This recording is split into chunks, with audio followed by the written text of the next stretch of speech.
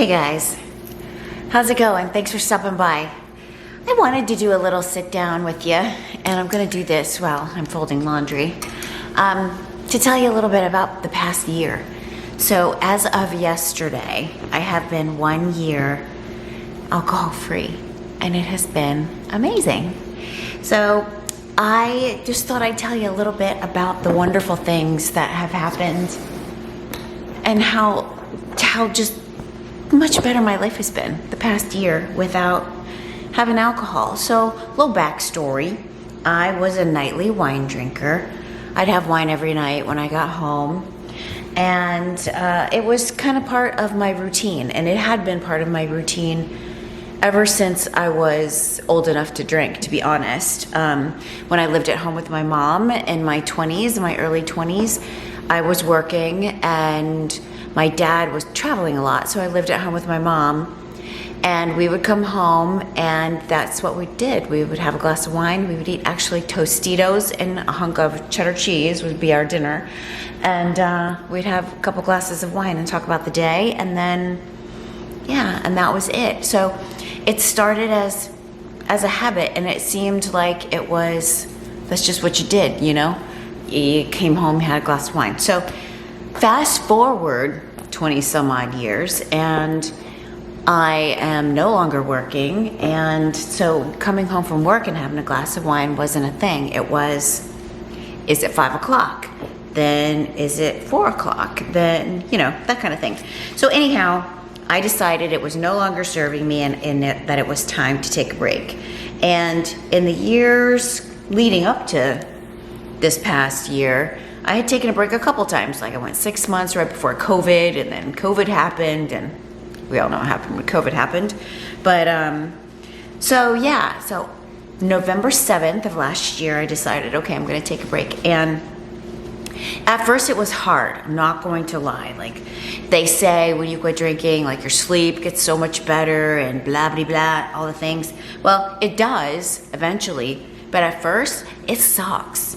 And because you know, you have a couple glasses of wine when you get home at night, and that helps you get to sleep quicker. Like it helps you fall asleep so much quicker.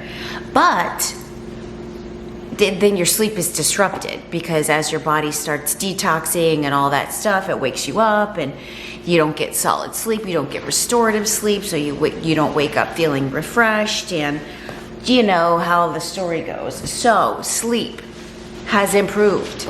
It took a little bit, you know, it took probably a good week or so maybe. They call it latency, and I wear this Aura ring, and it tracks like how latency is, like how quickly you fall asleep once you lay down or whatever. And so my latency now 7 minutes, 5 minutes. It's awesome, and I sleep deep. I get deep sleep and I get REM sleep. And those are when your body can rest and restore and recover. So sleep has been amazing, but it takes a minute, I'm not gonna lie. I lost some weight, which was such a bonus, especially being postmenopausal. I had gained some menopausal weight, and I needed to lose it, and nothing was working. Like all the things that I used to do weren't working. So I quit drinking, and every time I had quit though, it took about 3 months before I ever noticed like my body composition changing. So around the 3-month mark, I noticed the scale starting to tip down, and yeah, I lost pretty good weight. All of my menopause weight I took back off, and that little wine pooch that you get, I don't have that anymore, which is amazing. I love it. So that's another really good tip, or a good bonus for quitting drinking. Another thing is, at first, you're gonna get some pretty intense sugar cravings. At least I did. And that seems to be the norm from what I've been reading, is you get some pretty intense sugar cravings. And I would encourage you at first, if you were a nightly drinker, habitual drinker like me, allow yourself the sugar. I was into dark chocolate covered almonds, anything chocolate. And so I allowed myself that to get through, and but you know what? I still do. I still have the chocolate, and I still have the dark chocolate covered almonds. And I love it. And my weight stayed off. So you can allow yourself the little treats because I'm not worried about the calories from alcohol anymore. But that's another bonus is the weight. I lost some weight and super good. What else? Relationships. Okay, let's talk relationships for a minute, shall we? Your relationships may change and they may be challenged a little bit at first. For me in my marriage, my husband was very used to us going out to dinner and sharing a bottle of wine together or having a cocktail on the boat or any of those things. And that was an adjustment. And it was hard at first. It was hard.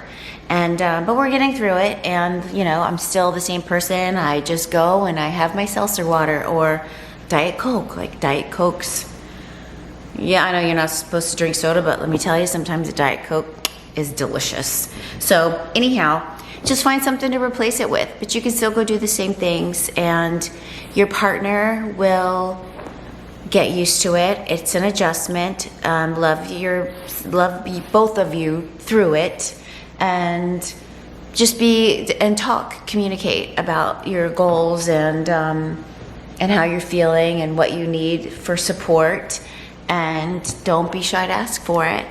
And you will be surprised at how much your relationship can grow in that experience. So just know that it's a little bit of an adjustment. If your partner's still drinking and expects to drink or likes that aspect of your relationship, but it's just an adjustment. That's all it is, and you'll get through it.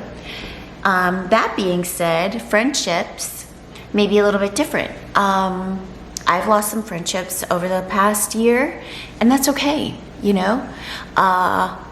And I've gained some friendships. I've gained some beautiful friendships over the past year. So, you know, sometimes friendships are here for a season, and that's okay.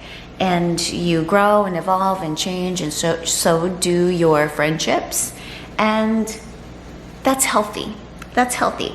And you're doing something good for yourself. So if your friendship can't survive you making some healthy adjustments for yourself, then maybe it's time for that friendship to have its season. So just know that things can shift a little bit. Things can shift a little bit, but it's all for the good. It's all for the good. And lastly, in the last year, I think it was around the 9-month mark when I woke up one day and it was like a light bulb went on. And I just was feeling like so authentically myself and was not scared of it. And was so happy just to be in my own skin and own it and be confident in it and be authentically myself.